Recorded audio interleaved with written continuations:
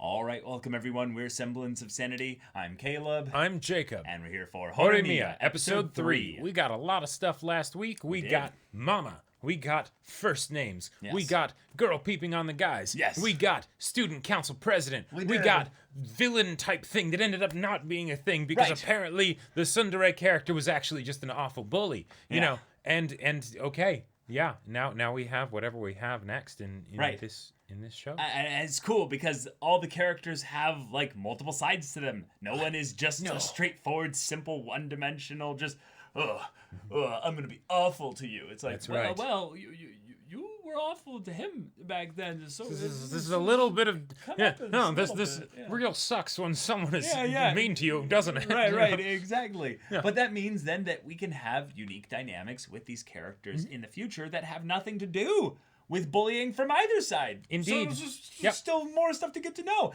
And I'm really enjoying the wholesome, slow buildup of this romantic connection between Hori and Miya, hence the show name, but with the little thing of the CD and him remembering that. Was just like, that was very sweet. Oh, okay. But y'all, new episode. Without further ado, let's get into it. All right, everyone, now be sure to go check out the reaction portion of the video in the description below, then come back here for the discussion.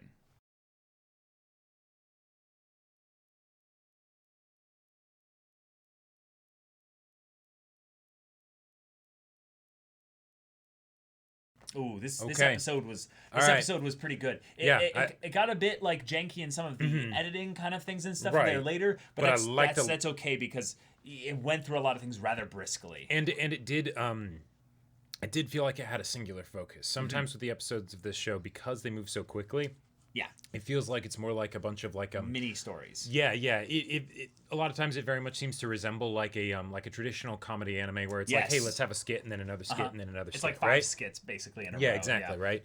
But they don't necessarily feel like they holistically blend together for like a single episode package. Yeah. In this case, it made a lot more sense. Because of the backstory. Right, because of the backstory and all that stuff.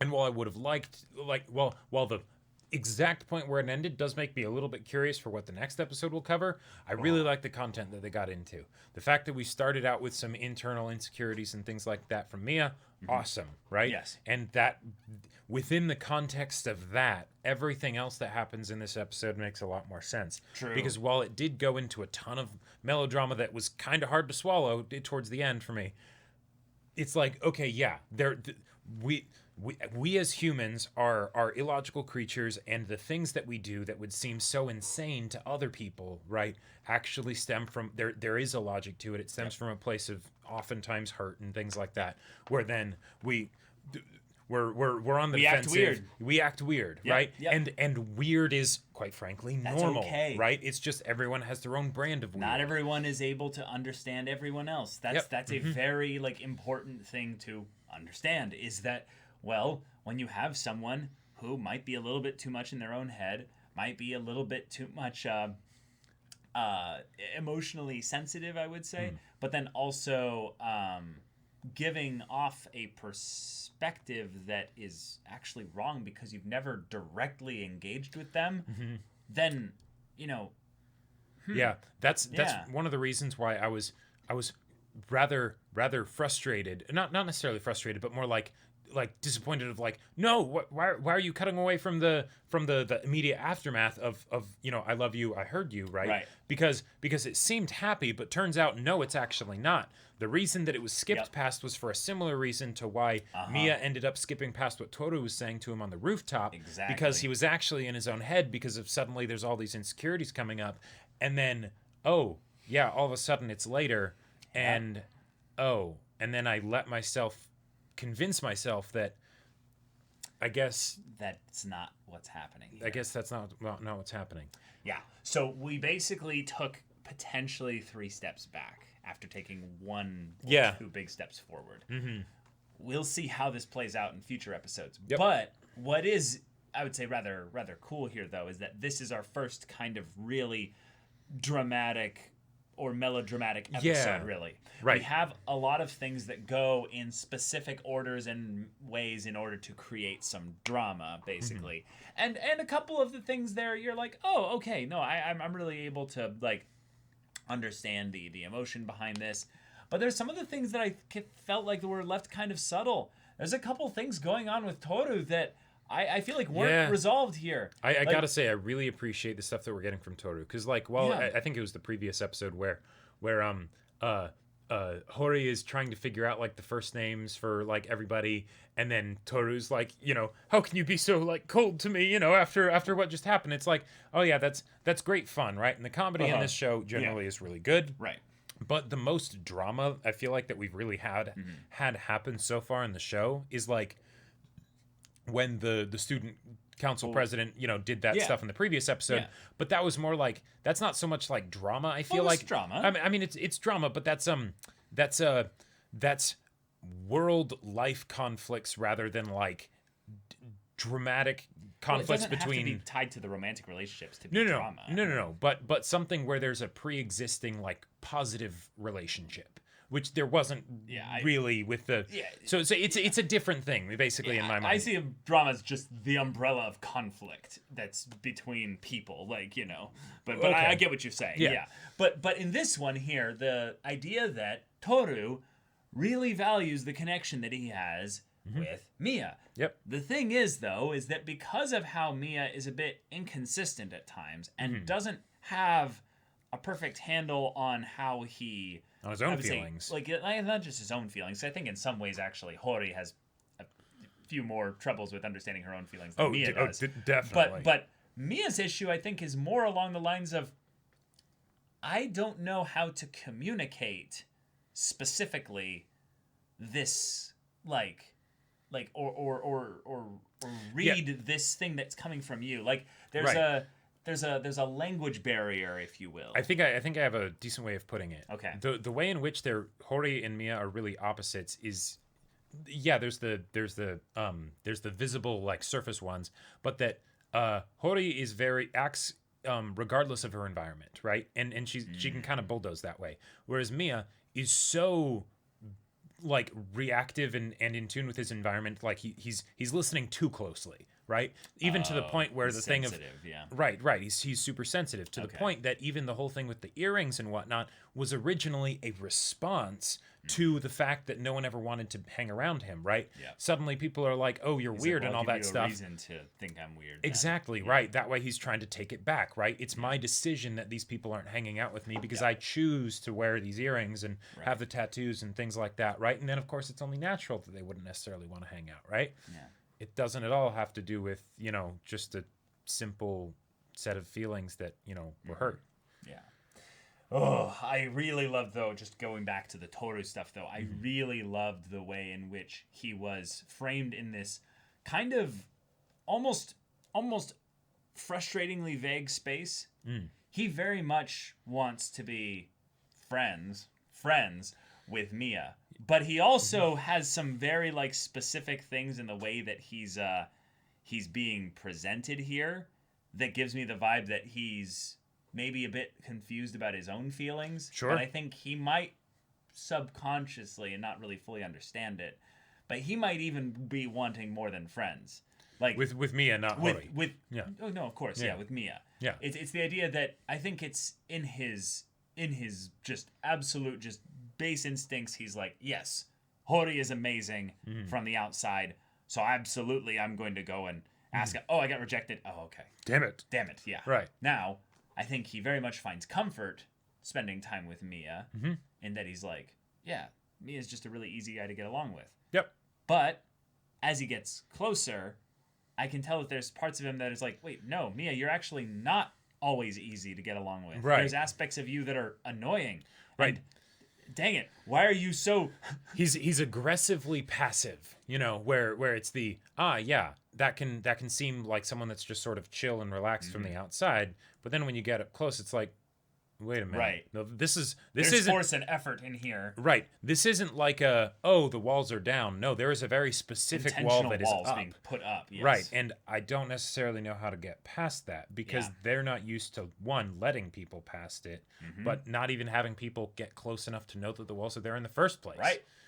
So So that was a cool thing, and I like that conflict is not fully resolved. Right. It basically has spill over into the next episode. Yes, it has come to a head of a sorts, and now we have to deal with it in some way. The resolution of the potential apology could be done off screen, but the actual relationship that they have, that's not necessarily fully resolved. Yep. And I gotta say, as far as given the show has this breakneck pacing, right? Situations like this are where I think that the pacing really does help it, right? Because there's the aspects of the romantic relationships and the drama and all that stuff, and that can be kind of refreshing because it moves things along at a clip pace. But there are costs associated with it. But with Toru's situation here, as far as they took their time, they took their time, and in something where things move along so quickly, that's a much more obvious cost that is being paid, and it draws the eye and the attention really well. Sure. But it's also something where, like you were saying, if Toru doesn't fully understand his own feelings, that's a great way to communicate it, because us, the audience, don't see everything. We only see bits and pieces, and then we have to kind of connect the dots. We have to try and figure things out in the same way that Toru would have to. Yeah. Cool. I just loved the natural setup as well. That was just for them to hold hands. Yep. And the way it all stemmed from just, well, we're watching horror stuff together. And then, talking about hands and size differences, double jointed and all this stuff. And something that he knows because the way she picked up the CDs and all that. It's so cool that we got the hand holding. But a weird, interesting way to bring up the idea of potential love polygons is the idea of, well, the girl who was Sengoku's girlfriend. Now, this is funny because I assume she's still Sengoku's girlfriend until data proves otherwise. But because she said it was a joke. Right. But there's the possibility that, possibility that she's year moves along so quickly that they've already broken up. They've already broken up because of that really shitty situation that, she got put into. Yep. But the idea of the way that she went back to, I don't know who that character was with the green hair. Oh, yeah, one of the other people from the student council. But one of the other people there from the student council, There's a possibility that maybe she was asking for her friend, and it's just a thing of, are you dating? Oh, sure. And she was doing scouting because high schoolers did that. Yeah, no, I could definitely. They did when I was in high school. Right. I could definitely see that being the case, even if it's not, though. I love this as a way to be a forcing function for the stubborn tsundere character, Hori, to acknowledge her feelings faster, even though she isn't able to do it perfectly, right? When he asks the question, or doesn't really ask the question, but when he says it back, she doesn't say anything. She kind of brushes it off because this was something that she was forced to do, not something that she in a vacuum would have chosen to do, right? But the idea of, things move quickly in high school for one, but two, it's addressing some of the emotional immaturity that, again, is oftentimes brought up in romance stories, where it's the, I want to claim you, but I don't want to actually do the thing of putting any labels on it or I just want to... I just really like things the way they are. And I just want them to stay that way forever, and everyone else should comply with that. Yeah. No one is beholden to that. That is not how the world works. So the fact that, suddenly Remy's coming up and it's no, I'm gonna try and take him. If you're not dating, right? Then you have no say in this, right? Sorry. And then that made Hori realize that, even if she backpedaled a little bit after, I love you. Your hands. I love your hands. I think your hands are really great. So let's hold hands. Yeah. Interlock fingers. Yeah. And I love that was after she did the whole thing with Toru of, if you try and grab my hand, you're dead or something like that, right? It's Toru knows, right? Buddy. That was Toru knows, but then also that was a conscious decision from Hori. That was not some. Oh no! You did this? Oh no! Our hands slipped and now our fingers are interlocked. That was like some 2005 Pride and Prejudice. Both their hands, Mr. Darcy'd and after. Oh my god! Yeah. Right. It almost could have been censored. Yeah, I love the feeling that like this show gives me with regards to throwing me back to high school, and I also hate it because the backstory bit with Mia literally like killed me, because that wasn't high school, that was like elementary school. And my like worst memories from that time, or probably in my life in general, because I don't have that bad of memories really in general, is based around the idea of being the abandoned one in elementary school, basically. Is where it's just like, oh no, we push you out. No, that is interesting though, because like very like it's the whole different perspective thing, because I always thought that you always seem to get into the group. You were too young to remember this. Yeah. Probably, yeah. Because I would have been like 9, 10, 11, which means you would have been 5, 6, 7. 6, and 7. So you know. Yeah. Yeah. Like, that was before your time of like hard detailed memory, although you were the kind of person that remembered things like way weirdly too specific from but I'm like I almost assume on some level that there's actually like probably some just general unresolved emotion in my childhood, because I have like no good strong childhood memories really. Like I have like 5 total. Damn. And I was talking to some people and they're like, that's weird. And like by childhood memories, you mean like before the age of like 8. Like gotcha. Yeah. I've got like barely any. Damn. So I'm like, oh no, either I'm getting old or like right, yeah, which is it, Yeah, which is it? But the high school part though, I really, really love the stuff that they're setting up here with Hori and Toru being in this unique place where they're both seeking closer relationship with Mia, but they all 3 don't really understand their feelings. Right.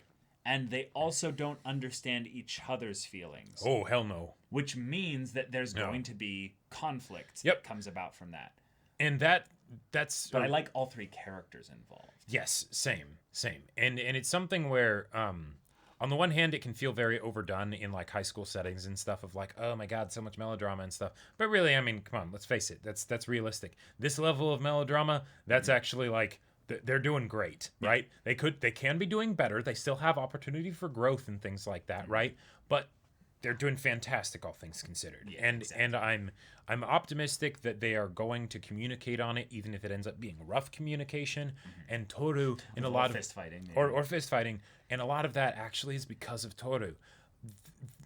When there's side characters and stories that aren't going to be like the ones that the plot revolves around, there can be this impatience that comes along when they take up too much screen time, because then that's time away from the characters that by and large you'll have more attachment to, that are going to progress the main plot and conflict of the story.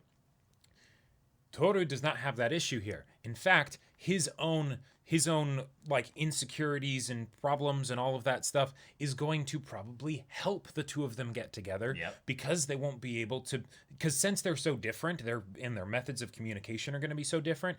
If they have a simple miscommunication of, I heard you, you know, right? On Hori's standpoint, she's like, holy shit, yes. Yep. I did it. I did it a little bit in a little bit of a weird way, but I told him I loved him. He told me he loved me back, and well, I'll work on being able to say it vanilla straight to his face while looking at him and not, blushing and turning away. That'll come later, right? Right. Whereas Mia's like, fuck. Yeah. Damn it. And they wouldn't talk about that stuff necessarily, because they do have such a good friendship going, without, say, I don't know, a little emotional wrecking ball like Toru to come in and naturally get frustrated by what he sees going on. True. And also, I love that that's something where they kind of brought it up a little bit, in that there are times where their conversation just kind of peters out because they just like being in each other's space. Sure, comfortable silence is great. I think that gets at the root, maybe theme of this story, which is acceptance. Ooh, I like it. That's what they need from each other. So in some ways, this is a rough thing because this could bring up way more melodrama and keep them apart for a while, maybe until like literally the end. There was some stuff in the OP that seems like, oh, is this? But if this is a story about them needing each other right now because it makes them feel like their true selves are being accepted, then they don't necessarily love each other really yet. Right. It's that they really enjoy being free around each other, and that there's going to come a point where one of them is going to feel a little bit more free than the other at a point when it's not congruent with the other person's feelings and stuff, and they might say something or do something that hurts the other person. Potentially, like what just happened this episode. Yeah. Yeah. So I think there's some really cool stuff they can get into with that. Yep. I'm excited to see how this goes because while the grounds of drama and potentially sometimes melodrama between high schoolers is something that is very much well tread as far as stories in anime and things like that. I like how the show handles it. Even though sometimes I'm like, oh wait, but then it's like, oh no, I get that. Yep. These people would do that. They would make those kinds of assumptions and mistakes and things like that. Yeah, but we got this. So let's just talk about this. Episode 3, we got unprotected hand-holding. I love you confessions. And we're double backed on. Right, they were double backed on, but they were also reciprocated before being after being double backed on. No. Double backed on happened immediately after saying I love you. And then they reciprocated in the double backed in the back pedal. And then mirrored it basically. Right. Yeah, exactly. So 1, 2, 2, 1. Yeah, we're making lots of progress. Good progress here. Yeah. I guess that by episode 6 they'll have resolved this. I think that's and I think that what this show will be primarily about is actually about them being in a relationship. And I'm so excited for that. And it's that they're still not going to fully understand each other. Yep. And they're going to have to work through that. Absolutely. And that could create some cool conflict. So, y'all, thank you so much for watching this episode's reaction and discussion. If you want to see the next episode's reaction and discussion right now, though, go check out the link in the description below for our Patreon. You can get an early access there. You can watch full-length timer reactions there. And all this comes with Discord access, so you can chat with us in the community there about this show, about anime in general. And also be sure to check out our Twitch channel. We stream every weekday. The info's in the description. Yeah, so if any that interests you, we'll see you there. But until then, we're Semblance of Sanity. I'm Caleb. I'm Jacob. And we'll see you all next time.